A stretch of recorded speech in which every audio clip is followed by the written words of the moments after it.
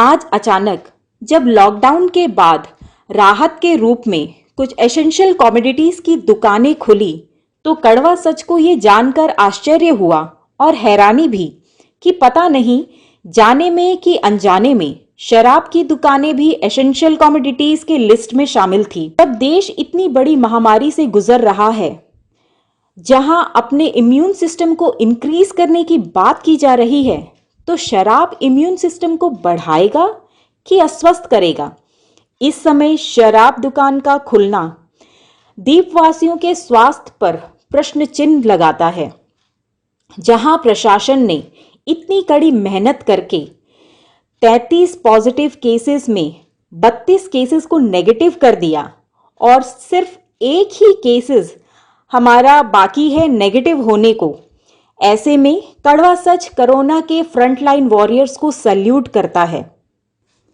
इस संदर्भ में ये शराब का खुलना, बड़ी भीड़ का इकट्ठा होना, ये कहां तक सार्थक था?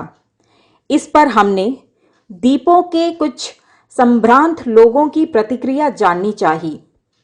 द्वीपों के एक्स एमपी श्री विष्णुपद रे जी ने कहा, मैं उपराज्यपाल महोदय से इसको अनुरोध करूंगा, ये पूरा अंडमान में शराब दुकान मत खोलो, क्योंकि कोरोना का घटना घटने के बाद 70 से 80% लोगों के पास पैसा नहीं है, आधा पेट घर चलता है, उसके ऊपर शराब का लाइन। आज दिलनीपुर में, जंगली घाट में, डिगलीपुर में लंबा लाइन लगा। मैं डीसी साउथ अंडमान को धन्यवाद दूंगा जिन्होंने पूरा बंद कर दिया, नहीं तो परिणाम क्या होगा? कुछ शराब पीने वाला परिवार के लोग, पति या कोई बच्चा लोग माँ बाबा का सोना छीन के, पैसा छीन के, मारपीट करके पिएगा। परिणाम घर में शांति और भलेगा। और हम लोग कोरोना में जो शांति हो गया, जो नेगेटिव हो गया और बढ़ने का चांस भी है। मैं आग्रह करूंगा, अंडमान निकोबार में जितना जनप्रतिनिधि है, म्युनिसिपल का, पंचायत का, समिति का, जिला का, सांसद को, आज सांसद के चुनाव में निर्वाचन में खड़ा हुआ था, जो पार्टी का पदाधिकारी है, सभी political party, BJP, CPM, DMK, ADMK, Congress party, सब एक शब्द में बोलना चाहिए, जो अंडमान निकोबार द्वीपों में जब तक कोरोना का मैटर शांत ना हो, नॉर्मल लाइफ ना बने, तो उसके बाद चर्चा करके शराब पर डिसीजन ले।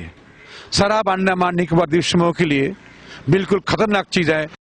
शीला सिंह का भी शराब दुकान के खोलने के प्रति नजरिया कुछ अच्छा नहीं था। ये सुनने में आया कि वाइन शॉप्स यहाँ खोली गई और काफी भीड़ मची, सोशल डिस्टेंसिंग को ताक पर रख दिया गया और जिस तरह से जो हालात दिखाई दिए, तो ये बिल्कुल नहीं होना चाहिए था।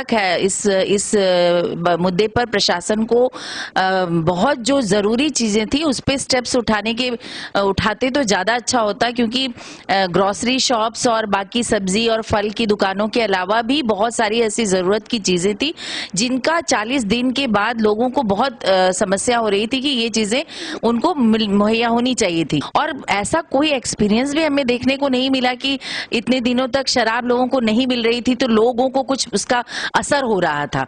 अस्पताल से लेकर कहीं भी आप रास्ते में जो लोग डगमगाते हुए घूमते रहते थे पीकर, वो सारी चीजें अब नहीं दिखाई दे थी। घरों में जो डोमेस्टिक वायलेंस के केसेस थे वो बिल्कुल नहीं आ रही थी। तो ये भी एक दिखता है कि इसका बहुत जरूरी नहीं था।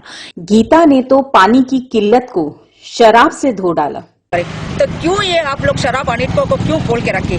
क्योंकि इतना गरीब लोग है तो गरीब लोग क्या फिर पी के फिर हंगामा करने का है? इधर पानी पीने का नहीं है, गरीब लोग लाइन लगा रहे हैं उधर में अनिटको में। अभी बोलता है चावल नहीं है, चीनी नहीं है, खाने के लिए नहीं है, पीने के लिए है, पैसा है उन लोग के पास।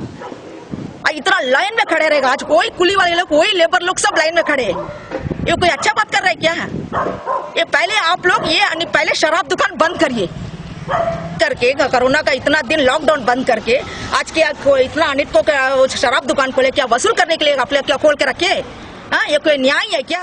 कड़वा सच हमारे द्वीपों के माननीय उपराज्यपाल महोदय, चीफ सेक्रेटरी साहब और डीसी साहब से हाथ जोड़कर विनम्र विनती करता है कि आप एक बार दोबारा शराब दुकानें खोलने के प्रति रिव्यू करें, जो जनता के हित में, समाज के हित में, आइलैंडर्स के समस्त महिलाओं और बच्चों के हित में एक तरह से समस्त द्वीपवासियों के हित में होगा।